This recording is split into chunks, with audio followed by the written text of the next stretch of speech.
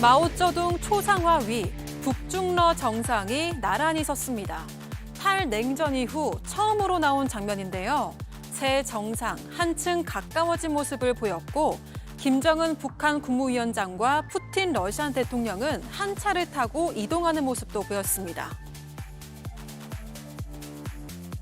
대통령 동지와 다시 이렇게 단독으로 두 나라 사이 협조 관계에 대해서 이야기 나눌 수 있는 이런 기회를 가지게 된 데 대해서 기쁘게 생각합니다. 다자외교 데뷔전을 치른 김정은 위원장과 북중러의 밀착, 신냉전의 신호탄이라는 관측이 나오는데요.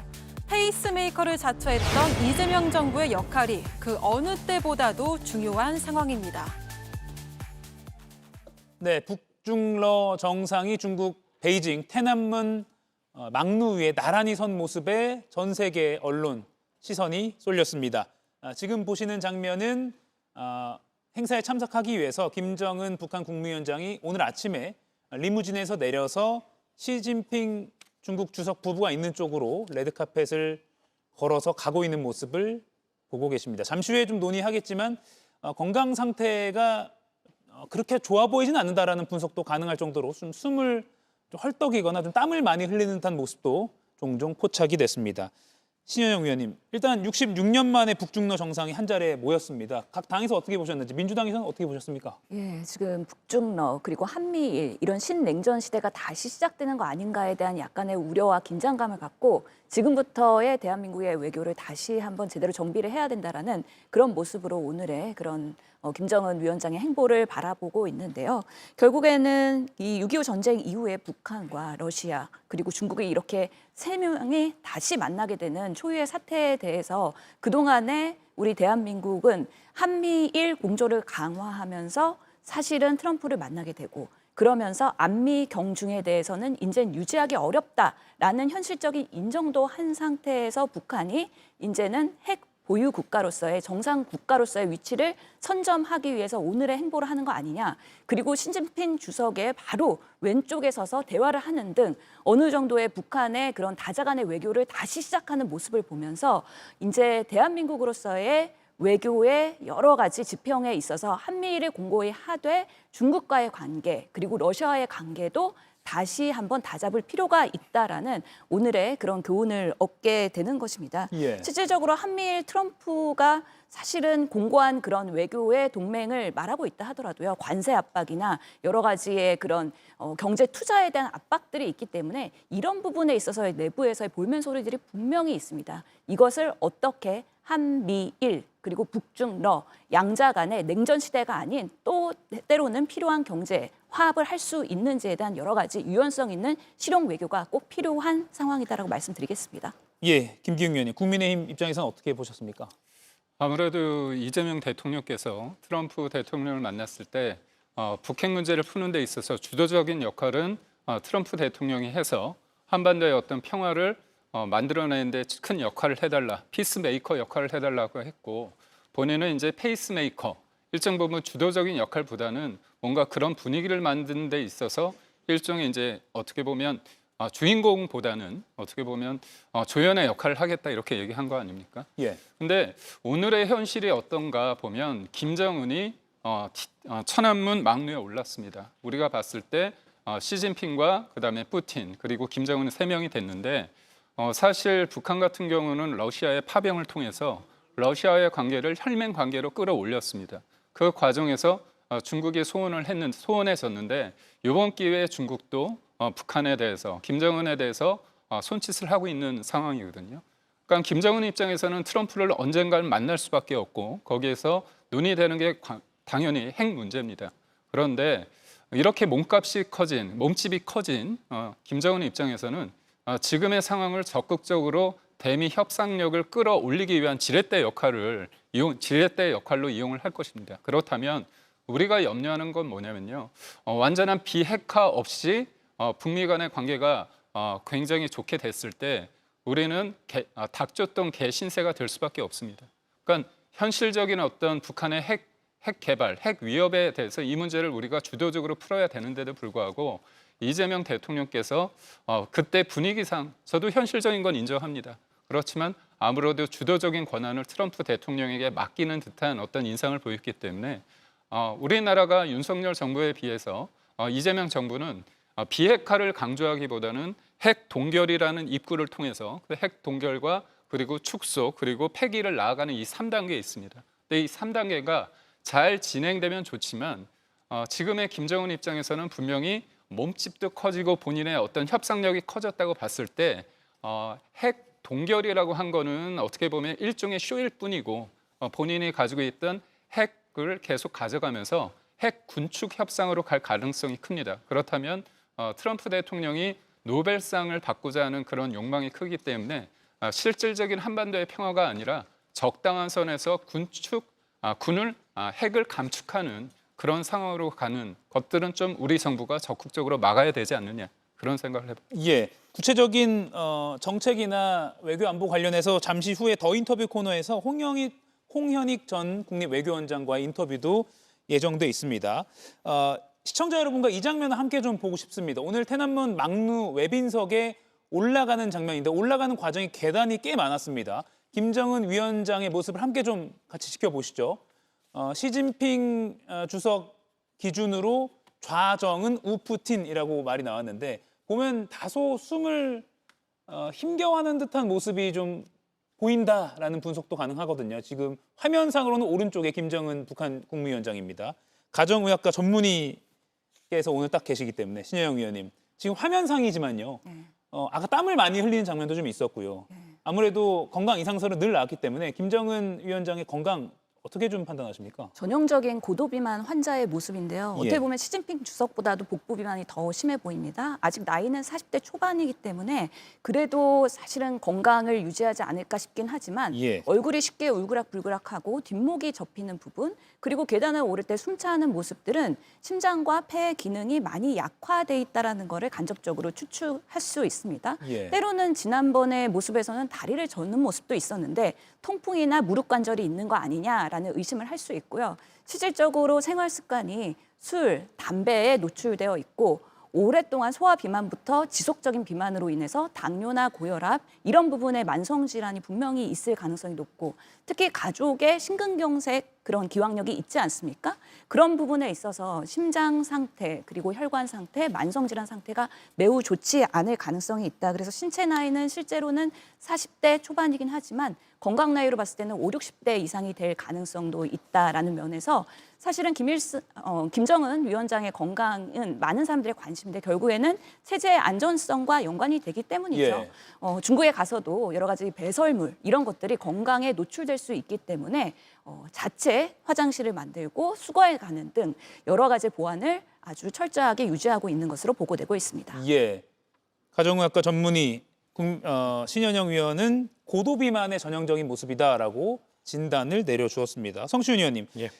또 하나의 화제가 됐던 장면이 바로 어제 베이징 역에 도착한 그 장면 중에 보니까 딸 김주애가 같이 동행한 모습이었습니다. 그렇죠. 네. 뭐 북한 평양 이런 데서는 가끔 아빠와 함께 동행한 모습이 포착됐지만 외교 무대에 본격적으로 등장한 건 굉장히 이례적이거든요. 그렇죠. 그리고 아직 12살밖에 안 된 나이기 때문에 매우 빠르게 후계자 수업을 받고 있는 것으로 보여지죠. 예. 앵커께서 말씀하신 것처럼 이거 북한 내부에서 뭐 군사 현장, 뭐 경제 현장 아니면 북한 내부에 있는 뭐 주북 러시아 대사관의 행사 이런 데는 김정은 위원장이 동행해서 데리고 다녔었거든요. 그럼에도 불구하고 뭔가 이런 외교 무대에 처음으로 데뷔시켰다라는 것 자체가 매우 이례적이라고 볼 수 있고요. 후계자 수업이 매우 빠르게 진행되고 있다. 다만 열병식 행사에는 참여하지 않았어요. 그게 왜냐면은 지금 3대 세습 과정에서 북한을 봤을 때 아직까지 보통 3단계로 이루어집니다. 그러니까 수업 단계, 그다음에 내정 단계, 그다음 공식화 단계인데 아직 너무 어리기 때문에 수업 단계를 밟고 있는 것으로 보여지고요.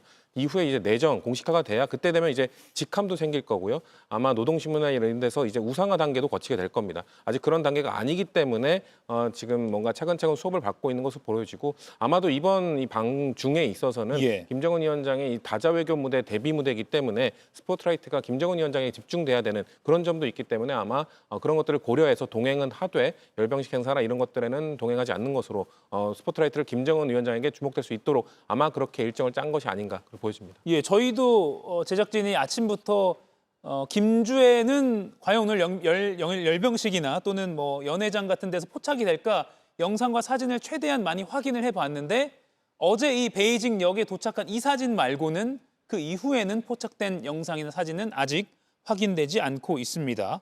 김윤영 위원님, 아까 신여영 위원이 분석한 것처럼 김정은 국무위원장의 건강은 안 좋아 보이는 게 거의 뭐 사실인 것 같거든요. 그런데 김주애가 이렇게 동행했으니 결국 건강이 안 좋으니까 좀 빨리 세습을 하려는 것인가? 라는 추정으로도 이어지거든요. 그럴 수밖에 없을 것 같습니다. 예. 4대 세습은 사실 현대 국가에서는 거의 유례가 없는 게 저는 없다고 알고 있습니다. 그렇기 때문에 비교 대상을 삼을 수가 없기 때문에 왕정시대로 가서 비교를 해봐야 될 것 같습니다. 보통 후계자를 빨리 정한다는 거는 그만큼 후계자 구도가 약하거나 또는 뭔가 좀 후견 세력이 마땅치 않을 때 주로 하는 행위입니다. 예. 지금 김주애는 북한 역사상 처음으로 여성이 최고 지도자가 될 가능성이 높기 때문에 그걸 북한 군부나 북한 주민들이 어떻게 받아들여야 될지도 저는 유심 있게 봐야 되는 상황인 겁니다. 거기다가 저는 물론 지금 열병식에 김주애가 등장하지는 않았지만 북한이라는 나라에서 가장 우선시되는 건 군입니다. 그 군이 가장 어찌 보면 열병식에서는 중국의 신무기들이 많이 나오지 않습니까? 둔펑이라든지 중국이 자랑하는 신무기들을 과시하는 현장에서 김주애가 현장에 나타나진 않았지만 거기 동행했다는 것만으로도 어찌 보면 북한이 나중에 중국으로부터 무기를 수입받았을 때 그 어느 정도 일정 공을 치하할 수 있기 때문에 저는 김주애를 데리고 갔다고 생각을 합니다. 예. 그리고 저희 한 가지 더 저희가 주목해야 될 점은 북한은 세습 직전에 항상 우리나라에 대해서 도발을 해왔었습니다. 김정은이 세습 받을 때 연평도 포격 도발을 했었다는 점을 우리 국민들께서는 잊으시면 안 될 것 같습니다. 예. 2013년 출생으로 추정이 됩니다. 김주애요. 그러면 13살이면 대한민국에서는 초등학교 6학년인데 외교 무대에 저렇게 동행한 모습이 상당히 좀 이례적인 것은 사실인 것 같습니다. 미국 표정도 좀 살펴봐야 할 것 같습니다. 트럼프 대통령이 트루스 소셜에 중국 해방을 도운 미국의 희생을 잊지 말길이라는 메시지를 남기기도 했습니다. 신경을 안 쓰는 척하면서도 뭔가 계속 이렇게 메시지를 올리는 것 같은데요. 김기웅 위원님, 미국의 표정 어떻게 좀 분석을 해야 될까요? 트럼프 입장에서는 본인이 세계의 모든 것들을 주도적으로 할 수 있다는 자신감이 있지만 예. 그럼에도 불구하고 북중러의 정상이 한 번에 이렇게 한 자리에 한 거는 66년 만의 일입니다. 그리고 그때의 중국은 지금의 중국과 다릅니다. 지금의 중국은 미국 입장에서는 지금 중국을 견제하고 봉쇄하는 게 제1의 목표 아닙니까? 그만큼 성장을 했습니다.